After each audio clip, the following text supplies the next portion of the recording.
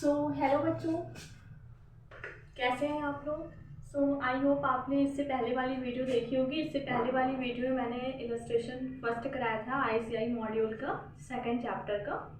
Okay, तो आज illustration second कराएंगे। तो अगर आपने इससे पहले वाली वीडियो नहीं देखी है तो आप प्लीज़ जाकर पहले उस वीडियो को देख लीजिए। उसके बाद आज मैं इलस्ट्रेशन सेकंड कराने जा रही हूँ। Illustration second accounting equation approach पर बेस्ड है। ओके, तो वो क्वेश्चन मैं कराने जा रही हूँ कि आप लोग देखिए उसे।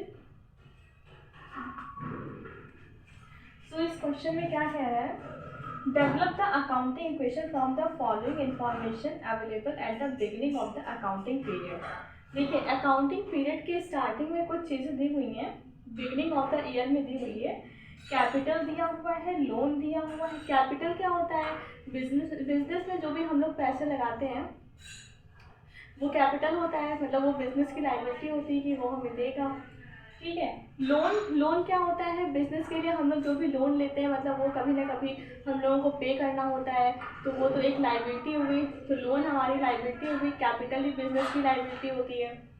ट्रेड पेबल क्या होता है, ट्रेड पेबल क्या होता है कि जैसे मान लीजिए मैंने किसी से ना उधार पे मैंने सामान लिया हुआ, मुझे उसमें भी पेमेंट करना है, अभी पेमेंट नहीं किया है, तो वो ट्रेड पेबल हो गया, वो एक लायबिलिटी हो गई।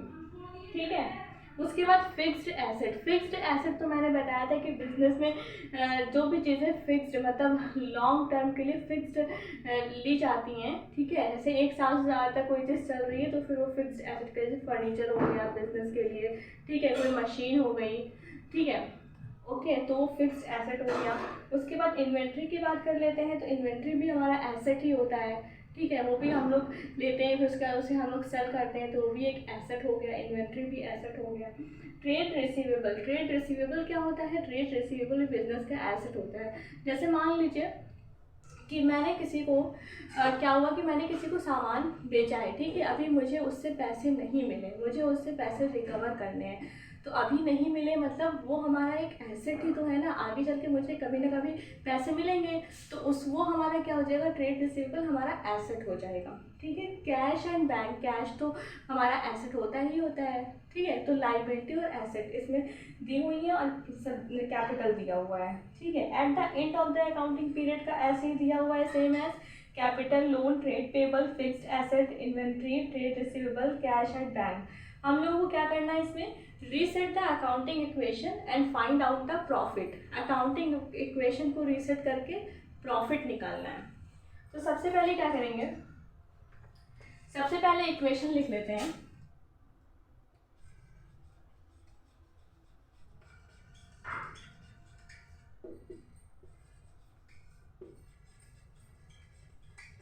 अकाउंटिंग इक्वेशन क्या होती है, इक्विटी प्लस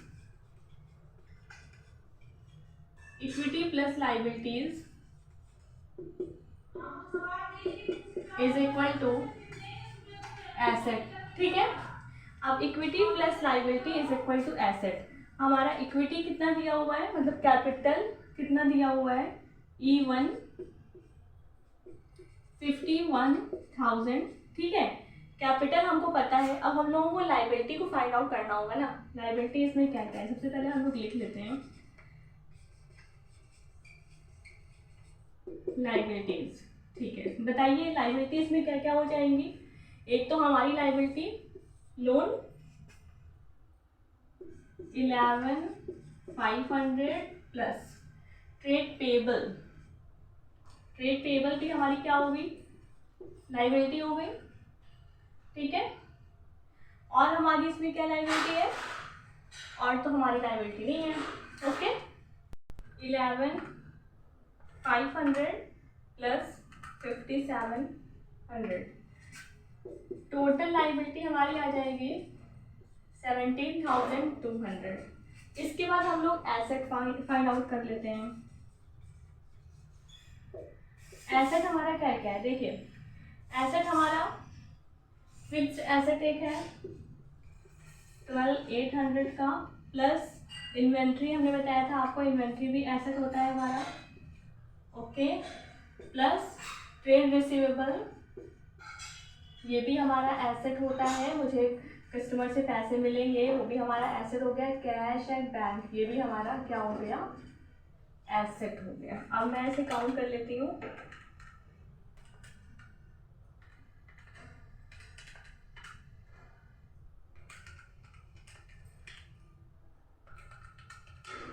ओके, तो ये आ जाएगा टोटल आपका 682।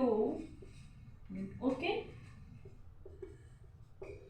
तो ये हमने लायबिलिटी निकाल ली, एसेट निकाल लिया। अब हम लोग को फाइंड आउट करना है क्या हमारी ये इक्वेशन ट्रू हो रही है। इसमें अगर हम रखते हैं, ऐड करते हैं, तो क्या ये ट्रू होगी। ओके, तो क्या होता है हमारा, equity plus liability is equal to asset. Equity हमारी है 51,000, ठीक है, 51,000 प्लस लायबिलिटी हमारी है 17,200। Okay, is equal to asset हमारा है 68,200। अब एक बार काउंट करके देख लेते हैं। 51,000 plus 17,200, okay, 68,200 is equal to 68,200। मतलब ये देखिए हमारा मैच तो कर गया। तो अभी तो हमने सिंपली फाइंड आउट किया है कि इस इक्वेशन को लाइबिलिटीज अभी हमने निकाली, एसेट निकाली। अब एसेट इज, अब देखिए capital plus liability is equal to asset, तो क्या ये इक्वल आ रहा है। Capital plus liability is equal to asset क्या आ रहा है, ये तो समझ में आ गया होगा। नेक्स्ट अब हम बात करते हैं। ओके बच्चों, देन ये अकाउंटिंग इक्वेशन ये हमारा मतलब फर्स्ट अभी हमने सॉल्व किया है। अब ये एंड ऑफ द ईयर का दिया हुआ है, ठीक है। एंड में कितना कितना क्या क्या बचा हुआ है, कितना लोन है, फिक्स एसेट कितना है वो बचा हुआ है। अब एंड में देखिए, आप देखा होगा बुक में कैपिटल नहीं दिया हुआ है, ठीक है। कैपिटल हम लोगों को यहाँ पर फाइंड आउट करना पड़ेगा। ओके, तो मतलब E2 मुझे फाइंड आउट करना है, कैपिटल फाइंड आउट करना है। सबसे पहले हम लोगों को क्या करना होगा, लायबिलिटी,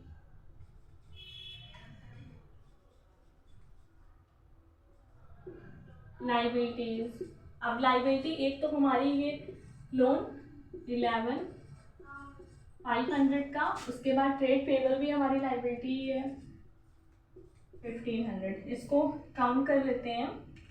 11,500 प्लस 5,800, ये आ जाएगा। ओके, उसके बाद एसेट हम लोग निकाल लेते हैं। एसेट, ठीक है, एसेट हमारा क्या क्या है, 12,720 प्लस ये हो जाएगा 22,900 प्लस 17,500 प्लस 15,600। ओके, ये मैं काउंट कर लेती हूँ।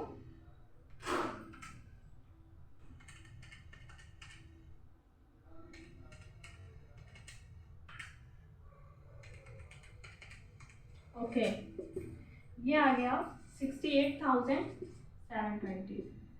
अब वही इक्वेशन हम लोगों को इसमें लगानी होगी। Capital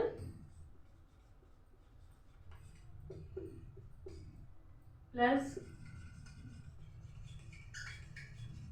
liabilities is equal to asset, ठीक है। अब लायबिलिटी पता है, एसेट पता है, तो क्या कैपिटल निकल सकता है, बिल्कुल निकाल सकते हैं। तो इसको हम लोगों ने E2 हमारा था, E2 प्लस लायबिलिटी हमारी कितनी है, is equal to asset 68,720 and E2 is equal to क्या हो जाएगा, 68,720 माइनस 17,300। ये इधर प्लस में हो जाएगा, माइनस में हो जाएगा 17,300। तो ये हमारी इक्विटी आ गई 51,420। ये हमारी E2 and of the accounting year क्या है, स्टार्टिंग की मुझे पता थी, एंड में हमारी इक्विटी। ओके, तो इक्विटी निकल आई। अब इसके बाद हम लोगों को क्वेश्चन में क्या कहा था, ए पार्ट इसका ये था कि इसमें हम लोगों को प्रॉफिट निकालना था। मतलब स्टार्टिंग में हमने 51,000 लगाया था कैपिटल, उसके बाद हमारा एंड में हमारा 51,420 हो गया। अब हम लोगों को प्रॉफिट काउंट करना है, ठीक है। तो प्रॉफिट अगर हम लोगों को निकालना है तो इज इक्वल टू क्या हो जाएगा, E2 में से अगर E1 माइनस कर देते हैं, ठीक है, यानी कि 51,420 में से अगर हम 51,000 माइनस कर देते हैं तो ये हमारा आ जाएगा 420। 420 क्या आया है, प्रॉफिट अर्न किया है, ठीक है। ये हमारा प्रॉफिट निकल आया, यानी कि ए पार्ट हमारा सॉल्व हो गया है, ठीक है। हम लोगों को प्रॉफिट निकाला।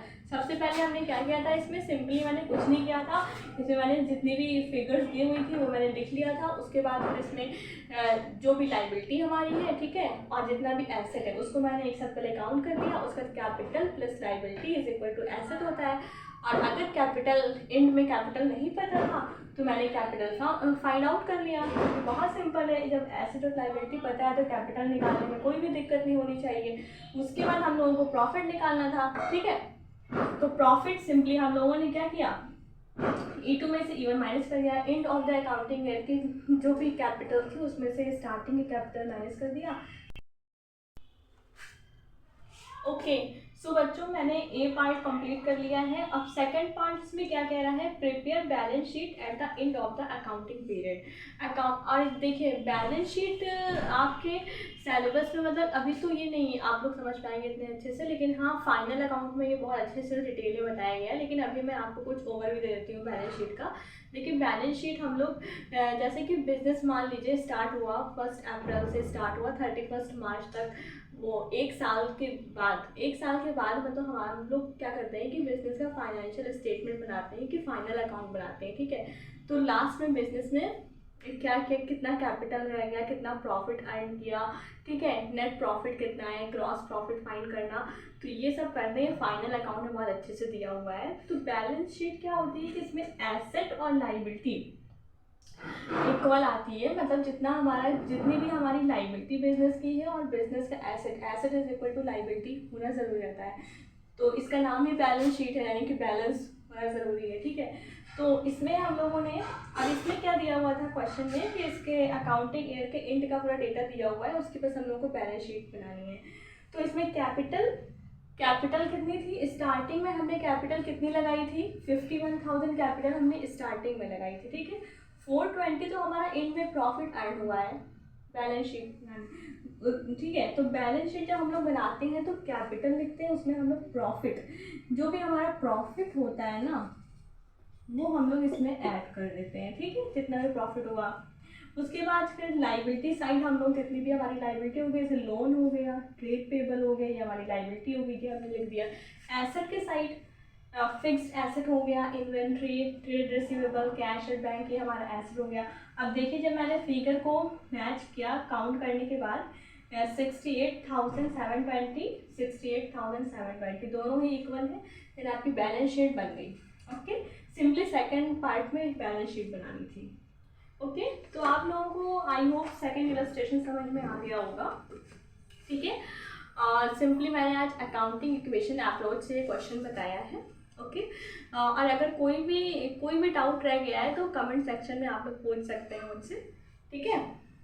ओके, सो पढ़ते रहिए, लाइफ को एंजॉय करते रहिए। Okay, thank you.